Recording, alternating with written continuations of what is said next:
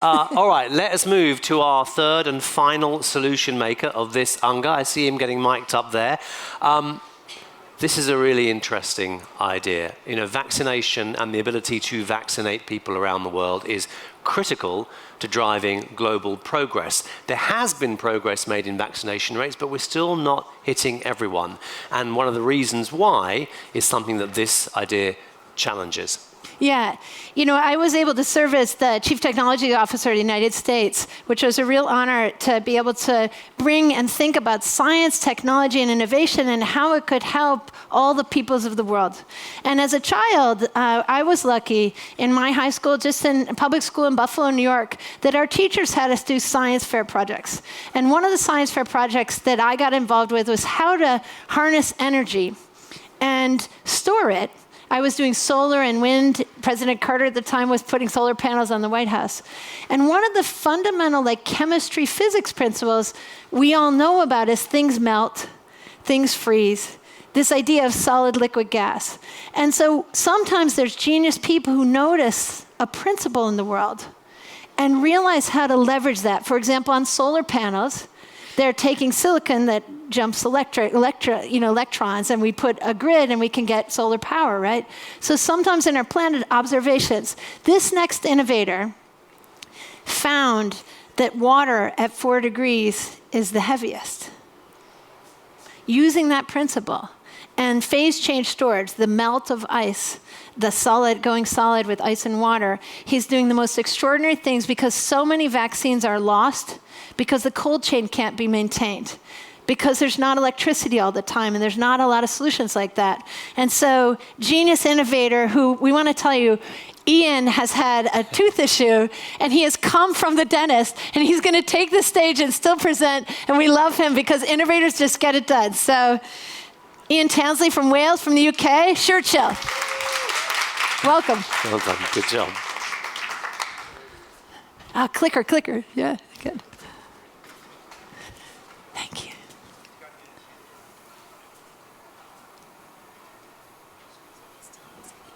Yeah. My name is Ian Tansley. I'm the co-founder of the Chill company in the UK and the inventor of the Chill technology. Chill is an award-winning and revolutionary cooling technology that's saved millions of doses of vaccine from wastage and is opening up opportunities to improve lives and enable renewable energy to be used more widely. Put simply, it's refrigeration reinvented. The innovation came from the pressing need to fix a life-threatening problem. 15 years ago, the vaccine cold chain was in big trouble. Studies showed that in some countries, only 25% of the vaccine supplied was making it to the recipient without being damaged. Much of that damage came from freezing. Added to that, power supplies were unreliable and erratic. To solve this, we took a completely fresh approach. Chill is a really neat use of a couple of special properties of water. We use ice to act as an energy store, we build ice when we have power, and it keeps things cold when the power's off. There's nothing new in that, but ice is dangerous. So to prevent freezing, we use another and perhaps more surprising property of water, that it's heaviest at 4 degrees centigrade. Warm water rises, and at the same time, water at 4 degrees, the water that's been cooled by the ice, falls. This circulates naturally and keeps the compartment at a steady 4 degrees. We build this into our fridges and achieve amazing results. We make a range of vaccine fridges at the moment, and some of them can stay cold, maintaining incredibly stable temperatures for up to 2 weeks without any power. That's about 5 times longer than our nearest competitor. Because of the action of the water, the vaccine can never freeze. Working with UNICEF and the World Health Organization, we've got products into 49 countries and have protected over 36 million doses of vaccine so far. But this is just the start. We can see opportunities for the technology to improve lives in a number of other ways. In the medical sector, extending beyond stationary refrigerators into providing the same no-freeze protection to the mobile parts of the cold chain. In the home, for instance, rural households in Kenya, we've seen that having a refrigerator means fewer trips to the shops, saving time, lowering costs by buying in bulk, and having a better quality of food because it's been kept refrigerated. Farmers who can chill their produce directly after harvesting can add significantly to the value of the food and save on wastage, which might otherwise have been as much as 50% of the crop. And shopkeepers can sell chilled drinks at a premium, and they too can reduce waste by chilling fresh produce. But we shouldn't forget that there are also things we can do to address SDGs closer to home. Smart grids and the rise of the Internet of Things means there's an opportunity to balance loads in electricity grids, which means that more renewable energy can be brought online.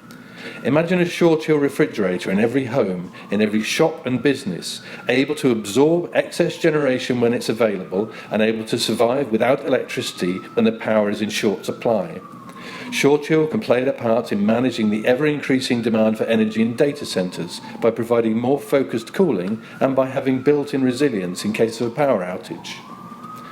We've been working with some amazing partners. They've helped us to identify where we can make the most impact and have provided invaluable market intelligence as well as critical financial support at the early stage of a product development. So we're keen to find more partners who want to work with us.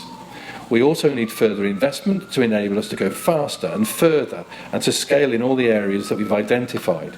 And we welcome approaches from companies who want to co-develop with us or simply license the technology to use in their own products. There's so much to do, and we look forward to your support. Thank you for your time. Now, you may be wondering, how did Ian manage to say all that without moving his lips? Or why is he here if there's an audio track on the presentation? The truth of the matter is, Ian, I want to spare you as much as we can. Ian has literally come from having a tooth extracted this week since he's been in New York, and you still have anaesthetic. Literally, I've just walked from the dentist, and this side of my face is completely frozen. So I'm going to catch the dribble. So let's hear it for Ian. I'm so glad. I'm so glad I didn't have to get my mouth around all that stuff. I don't think I can control half of it. So Come on up. We're going to save you for the accelerators. Thank you. Yeah, so the acceleration partners, again, remember we spend time on the weekend with our innovators, 90 minutes together. And so slide on over. We want to hear thoughts, ideas, suggestions, things that came up. Then introduce yourself. Great. I'm Noah Gaffney. I am from the Rutgers Institute for Corporate Social Innovation and also a fellow at Cambridge. And I am just so impressed by what you've managed to achieve. One of the things that didn't come up in the presentation that we discussed on Sunday was actually your incredible wealth and depth of partnerships. So you work with UN agencies to distribute these refrigerators. You work with the Gates Foundation. In fact, Bill Gates asked you to build a refrigerator that lasted over 30 days, and that was something that you were able to achieve and something that you're testing before you bring it to market more broadly. So I think your track record in this space has been so impressive, and I am so thrilled that you've been able to build partnerships with leaders in this space. And I look forward to seeing how it continues. Thank you very much. This is such an interesting point about like a minimum viable product.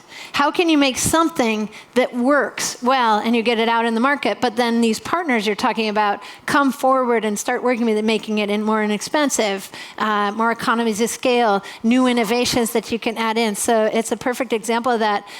Yeah, and there's all that market information. So there's all that thing about getting it out there and understanding really what the market needs and adjusting the design so that, you know, all of that information is very difficult to get. If you're a small company, you can't just go out and get that. You can't invest in all of that tooling to build even prototypes to put out into the field. So all of that support, that early stage stuff is really, really so important. And one thing one point I'd like to make about the Gates Foundation is the flexibility that they build into the programs. So, you know, you put in an application and you say, I'd like this much money to achieve this objective, and they say, fine, here's the money, go achieve the objective. I don't care how you get there. I don't care which route you take. It's so unusual and it's so refreshing. So yeah, it's been great. This is a really good point. And one of the things, because we're here, the governments are here, of course, meeting. Some governments actually also through their Science Foundation, other kinds of programs have grants too, where, you know, when you're doing something science and technical or that creates more, you know, with the bikes, you need more inventory or physical things that you need to afford, or a lab. They can also sometimes do granting, even if it's a for-profit or public benefit or a nonprofit, any kind of company, granting as well as investment. Yep. And so this kind of cleverness from the philanthropy world to really work a little more like how some of the more commercial venture capitalists have, but allow for that space for the innovators to invent and pivot and iterate and learn. It's really such a great example. And the network too. So you need some resource, or you need the use of a particular material or machine. They know people who can put you in touch with that. So that network, again, back to your point, is very, very important. Let's hear for some more accelerators. Hi, I'm Rania from the UN Foundation. Ian, I'm one of your biggest fans, and I'm so impressed that you can speak today. What I think is most amazing about your solution is the technology is actually really simple and has so many applications across the SDGs, from health, as you're already working on, to hunger and cooling data centers, which we know will be increasingly important. Can you talk just a little bit about what you need from us to help scale to these new industries?